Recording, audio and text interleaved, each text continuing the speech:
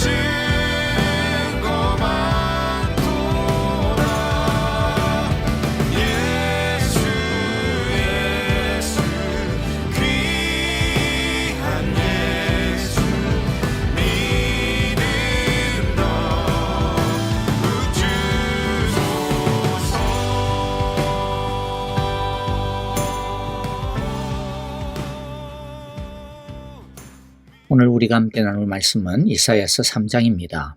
우리 1절부터 영상을 보면서 한 절씩 한 목소리로 한 마음으로 같이 읽어보도록 하겠습니다.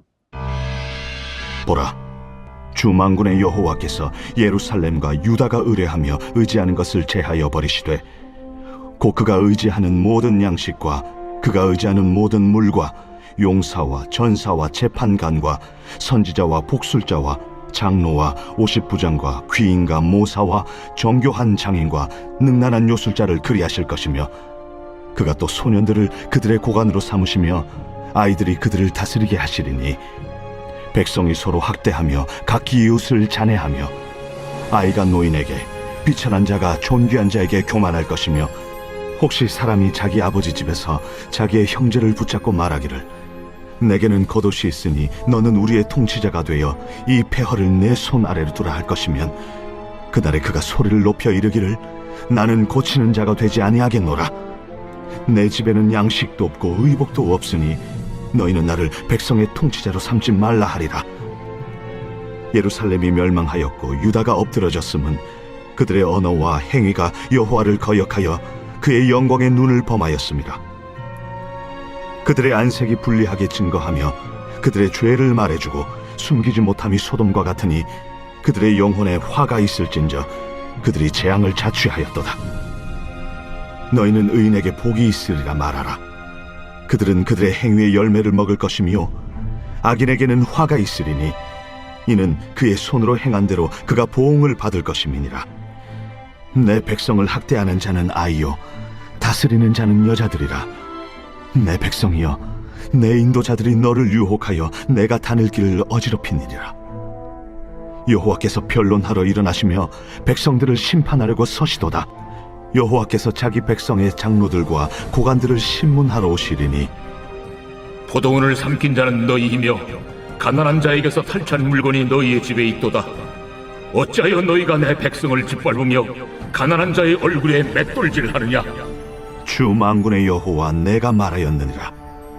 여호와께서 또 말씀하시되 시온의 딸들이 교만하여 들인 목 정을 통하는 눈으로 다니며 아기작거려 걸으며 발로는 쟁쟁한 소리를 낸다. 그러므로 주께서 시온의 딸들의 정수리에 딱지가 생기게 하시며 여호와께서 그들의 하체가 드러나게 하시리라.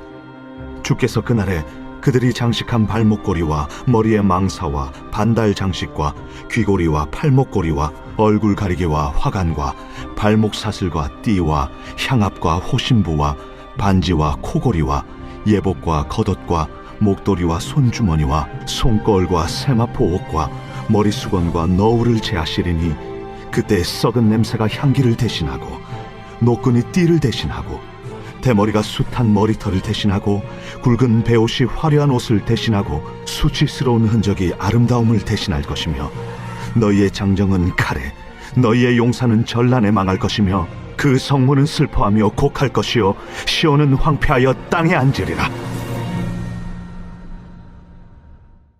오늘 말씀도 유다를 향한 하나님의 경고와 심판의 메시지입니다. 이런 경고와 심판의 메시지가 계속 이어지기 때문에 이런 말씀을 들을 때 하나님은 뭐 이렇게 심판의 말씀을 계속 하시나 너무 듣기 힘들다, 어렵다 그런 생각이 들 수도 있을 것 같아요. 맞아요. 사실 뭐 듣기 좋은 건 아니죠. 그런데 오늘이 이제 겨우 이사야로 보면 세 번째인데 벌써 지겨워지시면 안 됩니다. 앞으로도 수십 번은 더 나올 거예요. 여러분 이것을 제대로 우리가 잘 이해하려면 바꾸어서 좀 생각을 해볼 필요가 있지 않나 싶습니다. 지겹더라고 생각하지 말고 이런 심판과 경고의 말씀을 계속해야 하는 하나님의 마음은 어떠실까라고 생각해야 올바른 답을 얻을 수 있습니다. 하나님은 이런 말씀을 하는 게 뭐가 좋으시겠어요? 아닐 겁니다. 그런데도 왜 이렇게 지겹도록 말씀해야만 하실까요? 그런데 이것도 사실 우리의 표현이 잘못된 거예요. 왜 이렇게 지겹도록 말씀하실까라고 질문할 것이 아니라 왜 이렇게까지 말씀을 하셔야만 했을까? 무엇 때문에 이렇게 계속 말씀하실 수밖에 없었을까라고 질문을 해야 맞을 겁니다. 무엇 때문입니까? 한마디로 말해 유다 백성들이 말을 지지리도 안 들어먹었기 때문입니다. 그러니까 하나님이 참 지겹도록 말씀하신다라고 하는 것은 유다 백성 이놈 새끼들이 참 더럽게도 말을 안 듣는 족속이구나. 하나님이 지겨운 것이 아니라 이놈들이 지겨운 거구나. 질리는 놈들이구나 하는 것이죠. 그리고 이렇게 말을 안 듣는다면 우리 같으면 몇 번 해보다가도 이 힘 진짜 모르겠다. 이만큼 했으면 할 만큼 했지 뭐 라고 할 수 있을 텐데, 그러나 하나님은 지겨울 정도로 집요하게 다시 말씀하시고 다시 말씀하십니다. 왜입니까? 유다를 포기할 수 없었기 때문입니다. 그만큼 유다를 사랑하셨기 때문입니다. 너무나 사랑하시기 때문에 지겹다, 또 잔소리, 이런 하나님을 향한 모욕적인 말을 들으시면서까지도 유다 백성들이 제정신을 차리고 제대로 돌아오기를 원하시며 또 말씀하시는 겁니다. 그러므로 여러분, 우리가 이런 하나님의 반복되는 죄에 대한 지적의 말씀, 경고의 말씀, 심판의 말씀을 읽을 때 그냥 지겨워, 하나님도 1절만 하시지, 아이고 2절까지만 해도 괜찮은데 왜 이렇게 계속 하실까, 꼰대라서 그러시나, 좀 빨리 다른 곳으로, 빨리 다른 데 읽어야지, 이렇게 그냥 보지 마시고요. 거기에 담겨져 있는 하나님의 안타까운 마음을 우리가 볼 수 있었으면 좋겠습니다. 그 마음은 바로 우리를 향한 하나님의 마음이기 때문이기도 합니다. 그리고 지지리도 말도 안 들어먹는 이 지겨운 유다 백성들의 모습이 사실은 누구의 모습입니까? 이들을 보면서 답답해하고 속으로 욕하고 있는 바로 우리들의 모습이기도 합니다.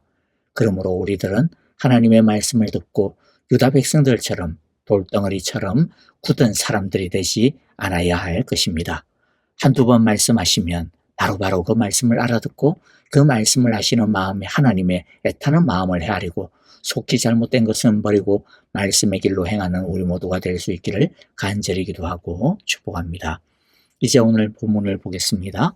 먼저 1절부터 3절을 보면요, 하나님은 남유다가 의지하던 모든 것들을 제거해 버리시고 심판하실 것이다라고 말씀하고 있습니다. 당시 유다 백성들은 하나님보다는 눈에 보이는 물과 양식, 용사와 군인, 재판관과 예언자, 심지어는 점쟁이들과 마술사, 요술쟁이들을 더 의지했습니다. 이에 하나님은 이들이 의지하는 이 모든 것들을 전부 헛되게 할 것이라고 말씀하시고 있는 거죠. 그래서 4절과 5절을 보면요, 정치적, 군사적, 종교적 지도자들을 모두 제하여 버리겠다 말씀하십니다.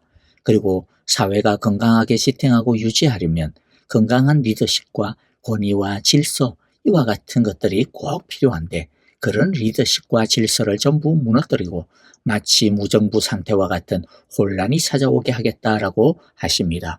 그래서 나라가 총체적인 혼란을 겪게 되고 급기야 와해되게 될 것이라고 합니다. 어린아이와 같은 미숙한 사람들이 나라를 다스리는 불안한 사회가 되고 극단적인 이기심과 권위의 상실로 인하여서 사회 시스템이 붕괴될 것이라고 경고합니다.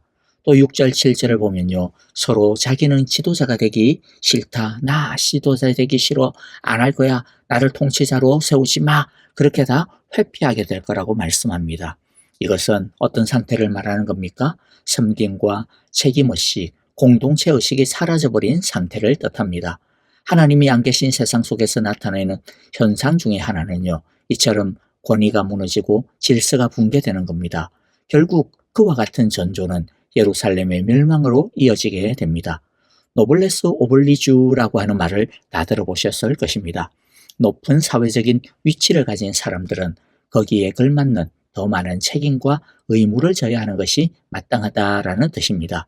그런데 악한 사회가 되면요, 많은 것을 가지고 있으면서도 오히려 어떻게 하면 책임을 덜 질까, 어떻게 하면 빠져나갈까 하는 불의가 판을 치게 됩니다.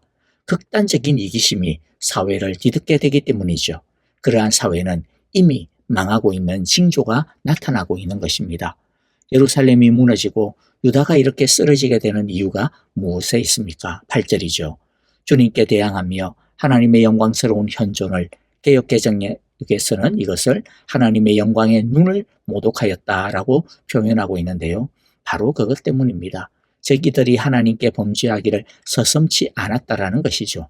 하나님의 현존을, 영광의 문을 모독했다라고 하는 표현은요, 9절에서 말씀하시는 것과 같이 이들이 하나님이 보고 있다는 것을 알매도 불구하고, 즉 하나님의 말씀이 무엇인지 알매도 불구하고, 자신들의 양심의 법정이 자신들을 고발하고 있음에도 불구하고 전혀 거칠 것 없이 행동하고 있다라는 겁니다. 그만큼 마음이 묻어져 있었고 강팍해져 있다라는 것이죠. 그러니까 이들은요, 어떻게 하면 많은 빵과 신선한 물, 그리고 자신들을 지켜줄 수 있는 힘을 얻을 수 있을까? 그것을 얻을 수 있기만 한다면 하나님이 뭐고 말씀이고 뭐고 저런 거 전혀 개의치 않았다라는 것이죠. 이런 이들에 대한 고발을 들으면 이게 그냥 2700년 전의 이야기가 아니라 바로 오늘 우리의 시대의 모습이다. 그런 생각이 들게 됩니다. 오늘날도 이때와 마찬가지로 양심은 무뎌져 있고 어린아이와 같은 정말로 수준 이하의 지도자들이 온 세상에서 지금 판을 치고 있고요. 그런데 그런 사람들을 보면서 뭐라고 탓하기도 참 어렵습니다. 왜냐하면 결국 그 사람들 누가 뽑아놨습니까? 결국 우리들이 뽑아놨죠. 그러니까 참 우리들의 수준이 미천하게 거지가 없는 그런 상태인 거죠. 그리고 오늘날 이 세상이 어떻습니까? 올바르다 올바르다 그러면서 이게 바른 길이야. 그런데 점점 올바른 권위는 없어지고 존중과 포용하기보다는 조롱하기 바쁜 세상이고 하나님이 세우신 올바른 질서는 무너져버리고 동물만도 못한 욕망들이 판을 치는 그럴듯한 이름으로 그런 욕망들이 포장이 되고 있는 사회가 아닙니까? 이런 것들을 보면 우리 사회도 어쩌면 이미 하나님의 징계와 심판의 소용돌이 속으로 점점 빨려 들어가고 있는 것 같다라고 하는 위기의식을 너무나도 크게 느끼게 됩니다. 그러므로 여러분 우리는 어떻게 해야 할까요? 우리 자신이 하나님의 영광스러운 목전에 눈동자 앞에 있다라는 것을 우리가 잊어서는 안 될 것입니다. 다른 사람이 안 본다고 해서 하고 싶은 대로 하면 안 됩니다. 다른 사람이 안 봐도 심지어 우리 자신이 우리를 안 보아도 하나님의 영광스러운 눈동자는 졸지도 않고 주무시지도 않고 우리를 항상 지켜보고 있습니다. 우리는 하나님 앞에 서 있습니다. 또 하나님의 말씀이 우리의 양심을 일깨울 때에 그 양심을 무시하면 안 될 겁니다. 하나님이 말씀하실 때 가장 많이 사용하시는 방법은요, 바로 우리의 믿음의 양심, 성령의 양심을 일깨우는 겁니다. 거기에 계속 경고음을 보내시고 떨리게 하십니다. 이 소리를 무시하면 성령님께서 슬퍼하시죠. 근심하십니다. 그래도 계속해서 무시하고 외면하게 되면 어떻게 됩니까? 성령님이 침묵하게 됩니다. 그렇게 되면 더 이상 아무리 설교를 들어도 성경을 읽어도 더 이상 우리의 마음속의 말씀이 들려지지 않게 됩니다. 영혼의 어두운 밤이 찾아오게 된 것이죠. 양심이 잠잠해집니다. 좋은 게 아니에요. 하나님이 내버려 두시는 심판이 시작되고 있는 겁니다. 이렇게 믿음의 마음과 양심이 어두워지고 하나님이 보고 계시다라고 하는 것에 대해 얼굴에 철판을 깔게 되면 어떤 일이 벌어지게 될까요? 오늘 3장에서는요, 두 가지 일들이 벌어지게 될 거라고 말씀합니다. 하나는 자기 욕심과 이기심, 삼욕에 잡아먹히게 될 것이라고 14절에서 15절 말씀하고 있죠. 그 결과 하나님은 그들을 심판하시기 위해 법정의 재판장처럼 일어서나실 것입니다. 욕심쟁이들이 하나님의 준엄한 심판을 피할 수 없게 될 것입니다. 두 번째는 끝없는 교만과 탐욕 그리고 허영과 자랑의 늪에 빠져 참 만족을 모른 채 많이 가졌으나 공허한 삶을 살게 될 것이라고 말씀합니다. 16절부터 25절의 말씀을 보면 길게 그와 같은 것들을 우리에게 말씀하고 있는 것을 봅니다. 이 당시 여인들은 남자들의 시선을 끌기 위해 또 자신을 드러내고 자랑하기 위해 수많은 장신구로 치장을 하는 데 집착을 했습니다. 그들은 내면의 덕과 믿음을 가꾸는 데는 전혀 관심이 없었고 느린 목과 바람기 가득한 눈으로 사방을 바라보며 걸어다녔다고 합니다. 자신들을 마음껏 자랑하였던 것이죠. 그러나 하나님은 그러한 허영과 사치, 자랑은 전장과 더불어 한순간에 재난으로 변하게 될 것임을 선포하십니다. 그 결과 26절처럼 성문에는 전쟁으로 남편을 잃은 여인들이 땅바닥에 주저앉아 울부짖는 통곡만 가득하게 될 것입니다. 이제 마지막으로 그러면 우리는 어떻게 살아야 마땅할까요? 오늘 10절의 말씀을 우리 함께 같이 읽어보도록 하겠습니다. 10절입니다. 의로운 사람에게 말하여라. 그들에게 복이 있고 그들이 한 일에 보답을 받고 기쁨을 누릴 것이라고 말하여라. 온 유다가 하나님을 의지하기보다는 풍요를 의지하고 힘을 의지하고 자신들의 욕망만을 따르고 자신들을 자랑하는 재미로 살아가고 있는 그때에도 그 물결을 따라 편하게 살아가는 것을 거부하고 반하나님적인 물결을 거슬러 살아가는 소수의 남은 사람들, 의인들이 있었습니다. 하나님은 그들을 위로하시며 격려하시며 또 약속하고 있습니다. 그들이 의로운 자신들의 행위의 열매를 결국에는 먹을 것이라고 약속해주고 있습니다. 그래서 그 열매를 먹을 때까지 끝까지 견디라는 것이죠. 악한 자들이 잠시 누리고 있는 그 성공과 즐거움과 평안함을 부러워하지 말고 거기에 현혹되지 말고 계속 그 의로움의 자리를 지키라고 말씀하십니다. 왜입니까? 11절이죠. 악한 자들에게는 결국에는 반드시 화가 미치게 될 것이기 때문입니다. 하나님의 심판이 반드시 그들을 덮칠 것이기 때문입니다. 하나님의 공의의 대가가 보복이 반드시 치르게 될 것이기 때문입니다. 그러므로 우리는 냉정하게 손익계산을 잘해야 됩니다. 이 세상에서 기껏해야 몇십 년 좀 더 잘 먹고 잘 살다가 나중에 영원히 쫄딱 망하는 인생을 살 것인지, 아니면 비록 여기에서는 좀 빡빡하고 좀 재미가 없게 살더라도 나중에 영원한 풍성함과 즐거움에 참여할 것인지 우리는 계산할 줄 알아야 됩니다. 뭐가 남는 장사입니까? 10절과 11절의 이 두 말씀의 비교를 통해 하나님은 한번 잘 비교해 보라고 우리에게 지금 시험 문제를, 영혼을 결정짓는 시험 문제를 던지고 있는 것이죠. 말씀을 마무리합니다. 오늘 말씀이 우리에게 주시는 첫 번째 교훈은요, 과연 누구를 의지하는 것이 옳으냐 하는 것이죠. 우리 삶의 자리를 지금껏 무엇으로 채웠으며 앞으로 또한 무엇으로 채워 나갈 것인가? 지금까지와는 다른 더 바르고 영원한 것으로 채운다면 그것은 과연 무엇으로 채워야 하는 것인가? 라는 질문을 주님께서 하십니다. 우리를 영원한 생명의 길, 영원한 진리의 길로 인도해 줄 수 있는 이름은 이 세상에 그 어떤 것도 없습니다. 사람들이 자신을 지켜줄 것이라고 생각하였던 그 모든 것들은 결국 어떻게 되었다라고 말씀합니까? 주 만군의 여호와께 심판을 받는 대상으로 전락하고 말았습니다. 우리가 의지하고 추구할 대상은 오직 하나입니다. 우리의 만군의 하나님밖에 없습니다. 그 하나님의 말씀밖에 없습니다. 그러므로 화려해 보이고 있어 보이지만 결국에는 하나님의 심판의 바람에 날려버리고 하나님의 심판의 불덩어리에 불타 없어져 버릴 것들을 의지하지 말고 오직 하나님만을 의지하고 추구하는 우리 모두가 되어야 할 것입니다. 하나님의 영광스러운 목전에 서 있음을 기억합시다. 우리의 마음과 양심에 울려 퍼지는 하나님의 말씀의 소리, 성령의 음성에 잠잠히 귀를 기울이며 따라가는 우리 모두가 다 되어지기를 간절히 기도하고 축복합니다. 아멘. 오늘 우리에게 주신 귀한 말씀들 다시 한 번 더 마음 가운데 새기면서 우리 함께 기도하며 주님 앞에 엎드리는 시간 되기를 원합니다. 우리 함께 또한 교회를 위하여 기도합니다. 또한 이 사회를 위하여서 기도합니다. 그리고 아프신 성도님들을 위하여서도 기도합니다. 주의 은혜를 주시며 고치시며 치유하여 주소서라고 사랑으로 기도해 주시고요. 선교사님들을 위하여서 이 땅의 전쟁의 포화 가운데 있는 참으로 참혹한 가운데 있는 이 세상을 위하여서도 땅을 위하여서도 여러분 함께 주의 은혜와 자비와 긍휼을 부어주소서라고 함께 기도하겠습니다. 찬양하며 기도합니다.